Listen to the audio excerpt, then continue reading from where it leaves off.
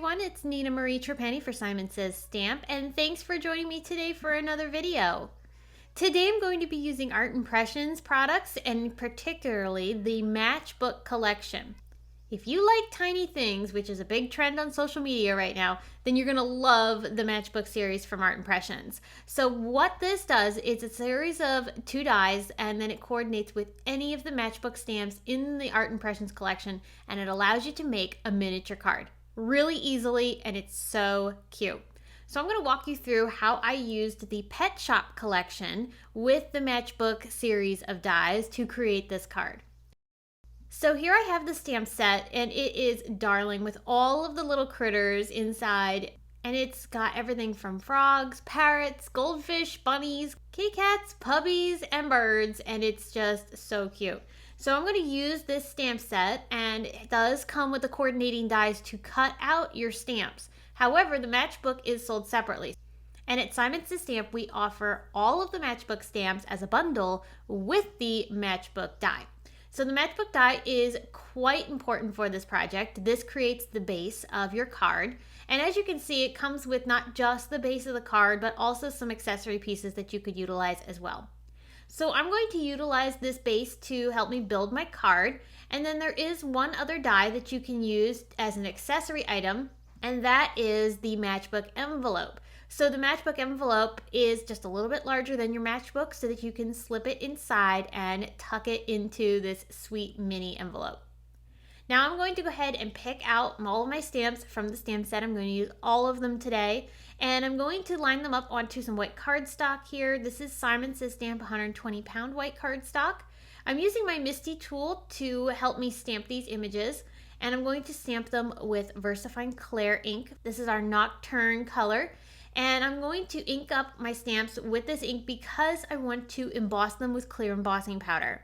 Because I plan on using Copic markers, and this is not a Copic safe ink, I need to make sure that I seal that ink inside of some embossing powder. So that's why I'm going to go this route. You could also stamp with a standard black ink if you want to just go ahead and skip the embossing.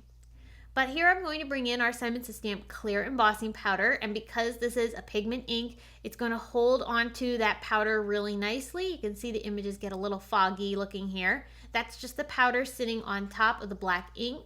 Once I start heat setting this, you're going to see that transform into that rich black color again. So I'm going to take my heat tool and heat the back side of the paper first, and then bring it over to the front, so that way I can heat set these images and check out how beautiful they look with that nice rich black stamping. As I mentioned, I'm going to use Copic markers to color. I am going to color these images very simply. They are very small, as of course they are miniatures, so we don't have a lot of space to do some shading, so I'm going to keep it super simple with the coloring.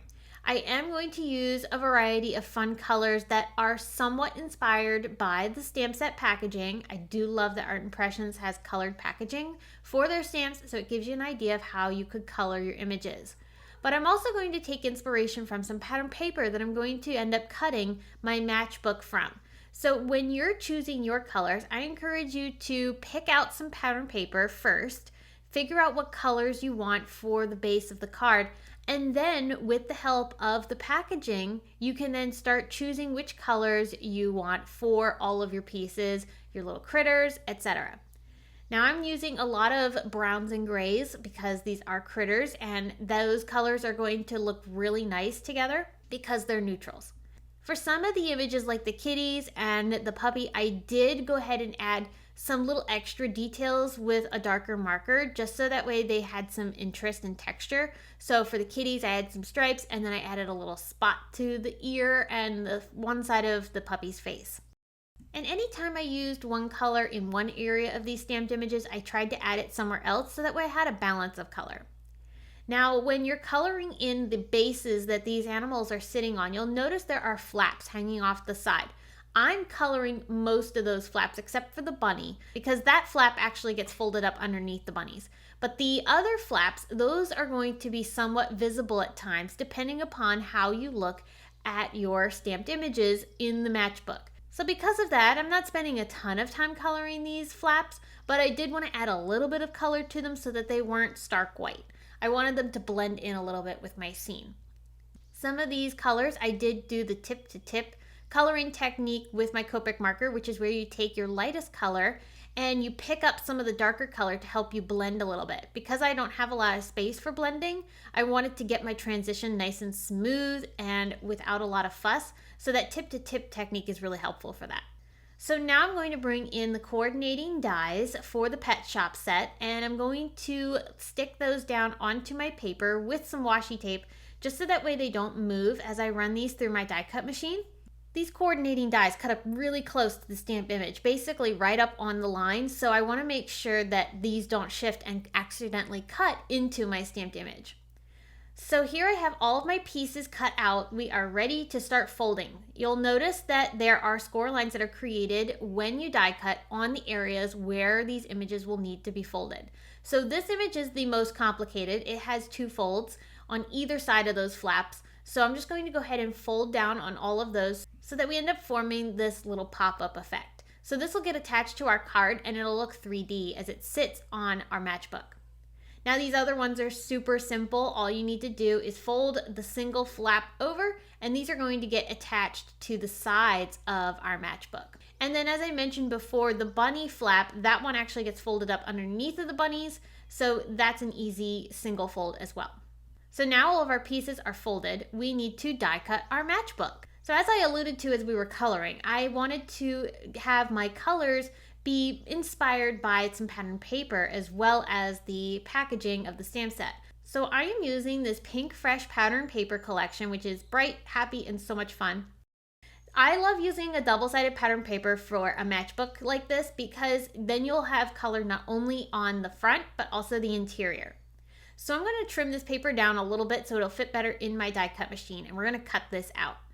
This is our base for our card, so it's not only cutting out the shape of the card itself, but it's also going to create our score lines for us, because we do need to fold this in order to turn it into a matchbook. So as you can see, there are score lines around the interior portion of this matchbook, so I'm going to fold on each of those. I'm going to also use a bone folder to help me get a really good crease for these, because this way it will fold very cleanly and it will stay closed when you fold it all together.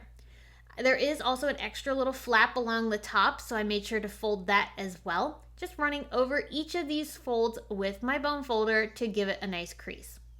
So now that we have the base created, you can start to see this card taking shape. The 2 interior flaps fold in, then you fold up the bottom flap, and then finally that top flap tucks into the little notch that's on the front of the card. At this point, I will go over with my bone folder once more to really give those folds a good crease. And now I can decorate it. Isn't this darling? It is so small, but it's so sweet. And when you open it up, that's when you get to see all of the cuteness inside. So let's go ahead and add that. I'm going to attach my cute little critters onto my matchbook with red line tape. I want to use a super strong adhesive because this is going to get opened and closed frequently, and I want to make sure that they don't fall off. So a red line tape is a super strong adhesive from our Simon Says Stamp collection and works great for interactive cards. So I added that red line tape to all of the flaps that need to be adhered onto our card. So for this piece, it has the adhesive on the outermost portion of the flaps, and then that's going to lay directly into the middle of our matchbook. I'm going to flatten it down a little bit just to make sure that it doesn't overlap with one of our side flaps. And on those side flaps, that's where we're going to add the 2 pieces that have the flap coming off of either the right or the left. The bunny is going to go down along the bottom flap, and I tucked him right underneath of that little notch. So now that we have all of our pieces attached onto our matchbook, this is when we get to go ahead and fold everything up. So as I did before, you just fold in the 2 side flaps, then put the front flap up next, and finally the top flap tucks into place. And now we have our sweet little matchbook. I can open it up and show you the adorableness that's inside. How cute is that? And then this can actually stand on somebody's desk, which I think is adorable because then they get to look at it and enjoy the scene. All right, so from the Matchbook die set, the main die set that creates the card, there is this little sentiment flap. And that sentiment flap usually fits any of the sentiments that are included in the stamp set. So I'm going to go ahead and pick one of these. I'm using Love Forever. And I'm going to go ahead and tap a little bit of powder onto some pink cardstock that I cut. With that little decorative sentiment piece, I can stamp on top of that with my stamp. Using my tweezers, I'm going to pick it up because it is quite small, and emboss this with white embossing powder. This is going to give me a really nice bright greeting on top of this colored cardstock, which will match perfectly with the colors of my stamped images. So just as I did before, I'm going to heat from the back side first and then go ahead and add the heat to the front to set the powder. This just helps minimize some of the warping if you add a little heat to the back side of the paper. As I did with the images, I'm going to use redline tape to attach my sentiment. So there's a little flap at the bottom of this sentiment piece, which I folded over, and then that's where I added the adhesive so I can attach it directly onto my matchbook card. So here's our scene all together. I love this. I love the little awning that's created from that extra little flap along the top. Such a darling little card. Now you could add an envelope to coordinate, which I think is always a fun way to gift this card. So I'm going to die cut the matchbook envelope from some pattern paper that I thought would coordinate nicely. This one's not from Pinkfresh. This happens to be from American Crafts, but the colors worked really well with the colors of the pattern paper that I chose for my card. So I'm going to go ahead and use this to cut out the envelope. Now, if you look at this carefully, you will see that this has 2 score lines around every flap.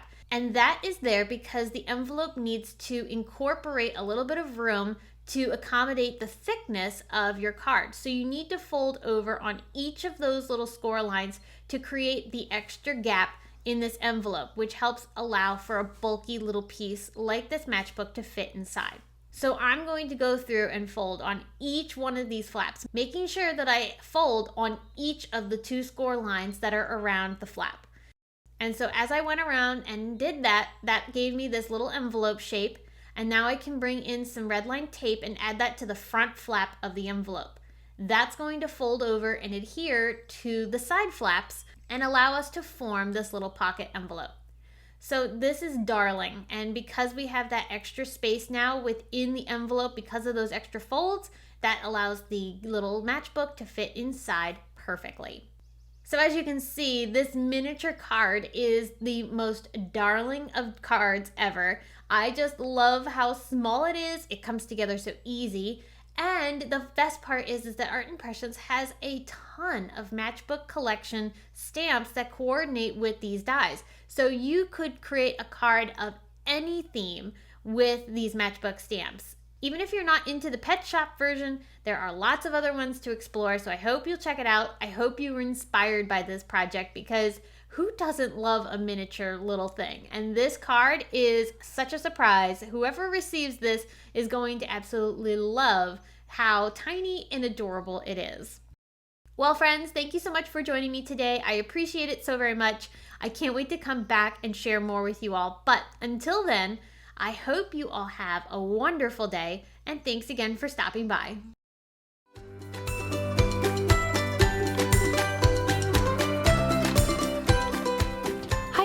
I'm Heidi, Simon's mama and founder at SimonsSaysStamp.com.